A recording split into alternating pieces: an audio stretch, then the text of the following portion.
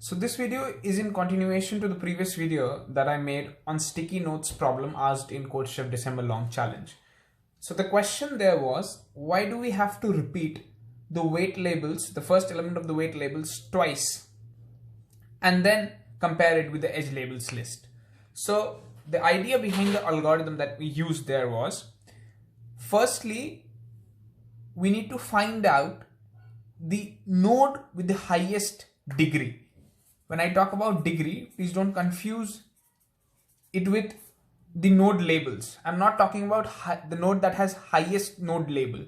Okay, the node that has highest node label here is this node because it has 10. Okay, and this is the highest node label value.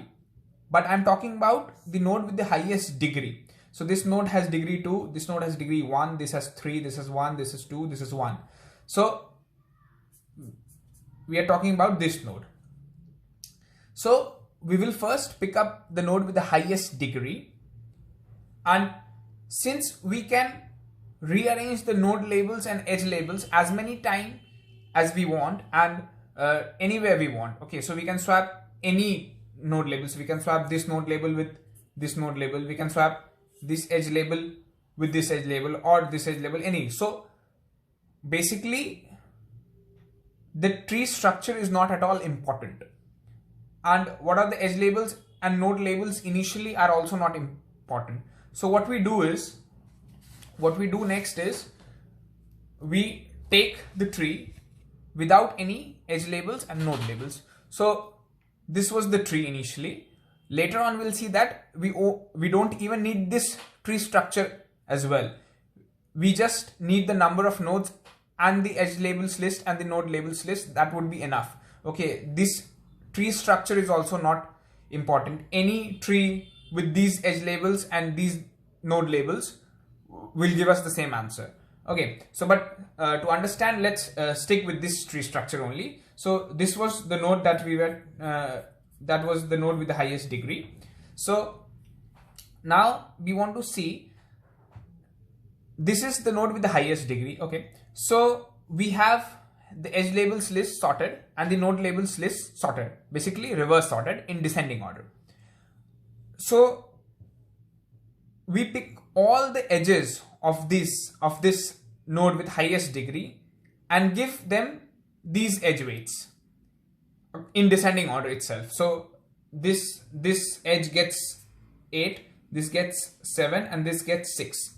Okay, now we want to fill this node with a node label that can tackle all these edge labels. So obviously we want to tackle this one, the highest one. Okay, irrespective of how many edges it had, we will always be tackling the highest one, because if we beat this one, if our node label value is greater than this edge label value, then it will definitely be greater than all the other values in its neighbor edges. Okay, so we basically want to tackle 8. So we are searching for a value in the node label list that is greater than or equal to 8. So obviously we'll not be searching here. We'll just pick up the first element. We'll pick up the first element here, and if this is able to tackle this one, then well and good. Then we'll increment the node label count. So next time we'll be picking up this element. If not, we'll stay here only. We'll not increment the count, and we'll increment the answer count by 1. Answer count by 1. That means we need to pay a coin to change this node label, actually, because none of the node labels in our list is sufficient to tackle this edge.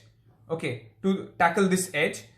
So we'll be taking an integer from outside. So that is why we have to pay something. So that is why if we are not able to tackle this, so we'll be increasing the answer count. But in this scenario, since we have 10 in our node labels list, so we are actually able to tackle this problem, and so we'll be incrementing the count. So now we are at 7. Okay, and here we have given 10. Now what we do is, now we move to the next neighbor. Okay, now the next neighbor is this one. Okay, if we have assigned the values like 8, 7, 6, so the next neighbor will be this one. And to this one, we see that we again have to tackle 8 only. We again have to tackle 8 only, because whatever we give here, obviously we'll be giving in again in this manner only. We have given 8, we have given 7, we have given 6. So next up is 5. So to this we give 5. But still, whatever we have given here, we still have to tackle the first one only. This is the reason why we are repeating this first element twice, because the initially chosen node was also tackling this first edge weight, the first edge weight, and the second node is also tackling this first edge weight as well, because an edge consists of 2 nodes. So this edge weight will be tackling, we have to tackle this edge weight twice. So we have to again see if we are able to tackle this 8. So now, since the next node label in node labels list, the next node that we have to pick is 7. We have to pick 7, but we can see that 7 is clearly smaller than 8. It is not greater than or equal to 8. So we'll increment our answer count to 1. So now our answer count has become 1. It was initially 0. Now our answer count has become 1, and we still stay here. We don't move our counter. We don't move our node label counter. Now, similarly, we carry on. We have tackled this. And we have not given anything here. You could assume that we have given infinity here, or anything that can tackle that can tackle 8, essentially. So we are not bothered about what we are giving here. Okay. Now the next neighbor of this, we are actually doing a BFS. We have first seen this, and we are first seeing this. We'll not be doing BFS in our actual problem, because that would take a lot of time. If you try doing it using BFS, you'll not pass all the subtasks. You'll pass only a few of them. So because we are not actually required to do BFS here, so BFS or DFS. So next up is this. We have exhausted 5. So next is 4. So we give it 4, and what we are now tackling is 7. So we have tackled 8 twice. Now we are next tackling 7. Similarly, if we go on, we will be tackling 6. We'll be tackling 5, and then we'll be tackling 4. So essentially what we are doing is this is 8, 7, 6, 5, 4, and this is 10, 7, 6, 5, 3, 2. So this is the edge and this is the node. So how our problem goes is, let me explain it quickly. So our answer is initially 0, our node counter is here, our weight counter is here. So we see 8, and we find this is greater than 8. This is greater than 8. So we increment this counter. We are always incrementing the weight counter. Okay. And 8, we are now not able to tackle 8. So we increment this, answer becomes 1. And this node counter stays here only. Now we have, next up is 7. 7 and 7, these are equal. So we increment this node counter. We don't increment the answer value. And next up is 6. 6 and 6 are again equal. Equal is that is good. Because in our question it is said the node value should be greater than equal to the edge value. So if it is equal, then it is good. So we are only incrementing this. Then next is 5. So when we have 5, so what for 5? 5 we are tackling 5. So this is again good. So we increment this, we increment this. For 4 we have 3. So the answer is 2. So we increment the answer value. Now we have exhausted the entire weight list. So the answer value is 2.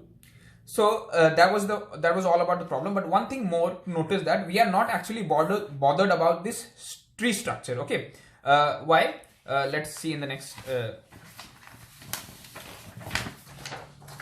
So as long as we have any tree, not my words, any tree with 6 nodes.